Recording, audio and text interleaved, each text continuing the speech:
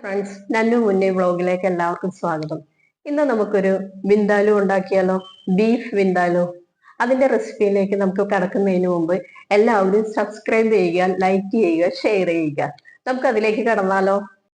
റെസിപ്പിയിലേക്ക് പെരിഞ്ജീരകം 2 സ്പൂൺ, കുരുമുളക് 1/2 സ്പൂൺ, പട്ട ഒരു 3-4 പീസ്, കറയാമ്പൂ ഒരു 6-7 പീസ്, ഏലക്ക ഒരു 5 എണ്ണം, കടുക് 2 സ്പൂൺ, പിന്നെ കാശ്മീരി ചില്ലി പൗഡർ അതൊരു 5 സ്പൂൺ എടുത്തിട്ടുണ്ട്. കാരണം എരിവനുസരിച്ച് ഇതിന് എരിവ് കുറവാണ്, വിന്താലുവിന് നല്ല കളറും ഉണ്ടാവും.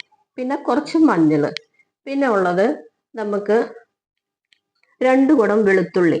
2 കുടം വെളുത്തുള്ളിയിൽ കുറച്ച് അരിഞ്ഞാൽ മതി, ബാക്കിയെല്ലാം മുഴുവനോട് കൂടി ഇടണം. കാരണം വിന്താലുവിൽ അത് മുഴുവനോട് കൂടി കിടക്കുമ്പോൾ ഒത്തിരി ടേസ്റ്റ് ഉണ്ടാവും. പിന്നെ കുറച്ച് വേപ്പില, ഇഞ്ചി ഒരു വലിയൊരു പീസ് സ്ലൈസ് ആയത്, പിന്നെ സവാള 5 എണ്ണം സ്ലൈസ് ആയത്. കാരണം 1 കിലോ ബീഫിന് 5 സവാളയാണ് നമ്മൾ എടുക്കേണ്ടത്. അപ്പൊ അത് കാരണം കൊണ്ട് 5 സവാള സ്ലൈസ് ആയിട്ട് അരിഞ്ഞിട്ടുണ്ട്.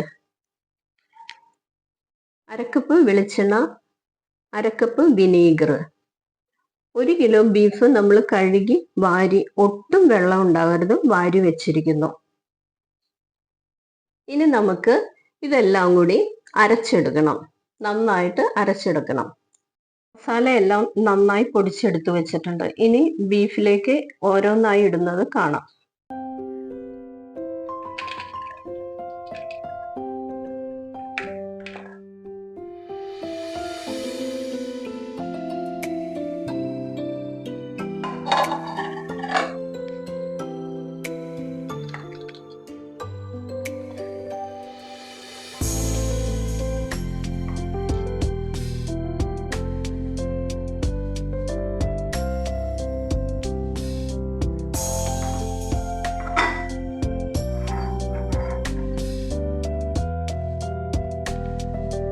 വിനീഗർ ഒഴിക്കുന്നത് കേട്ടോ.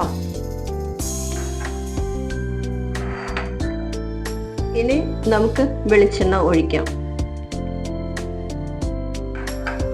ഇനി എല്ലാം കൂട്ടി നന്നായിട്ട് തിരുമ്മി കൂട്ടണം.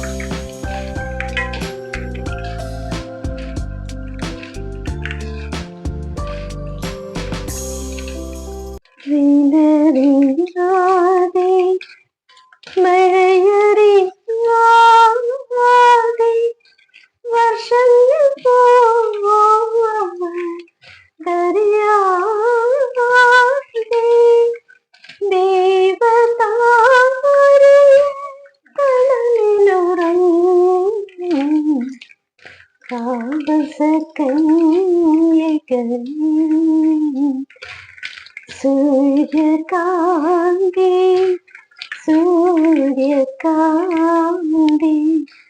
സ്വപ്നം കാവതാരി പ്രേമ പൂജ പുഷ്പവുമായി തേടുവതാരി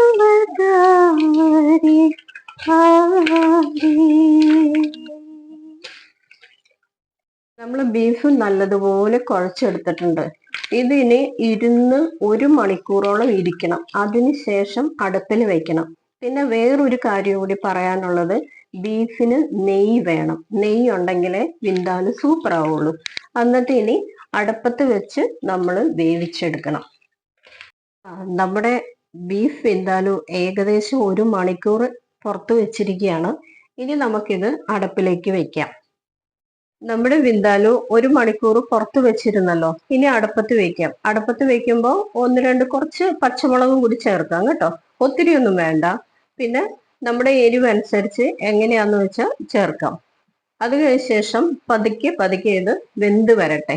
ഒത്തിരി അങ്ങോട്ട് തീയും കൂട്ടണ്ട, പതുക്കെ ഇരുന്ന് വെന്ത് വരണം. ഇനി നമുക്ക് മൂടി വെക്കാം.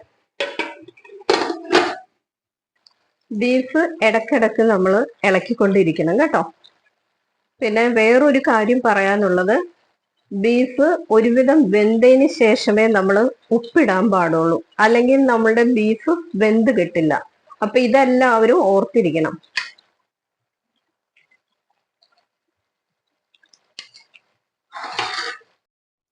നമ്മുടെ വിന്താലു റെഡിയായി. നമുക്ക് എന്തായാലും അത് എന്തായെന്നൊന്ന് നോക്കാം. അതിനുശേഷം സെർവ് ചെയ്യാം.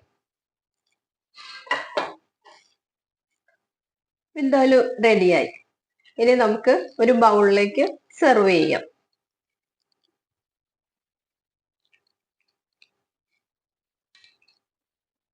എല്ലാവരും നോക്കിക്കേ എങ്ങനെയുണ്ടെന്ന്.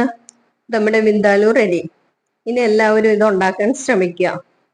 പിന്നെ നമ്മുടെ ചാനൽ കാണാത്തവരുണ്ടെങ്കിൽ സബ്സ്ക്രൈബ് ചെയ്യുക, ലൈക്ക് ചെയ്യുക, ഷെയർ ചെയ്യുക.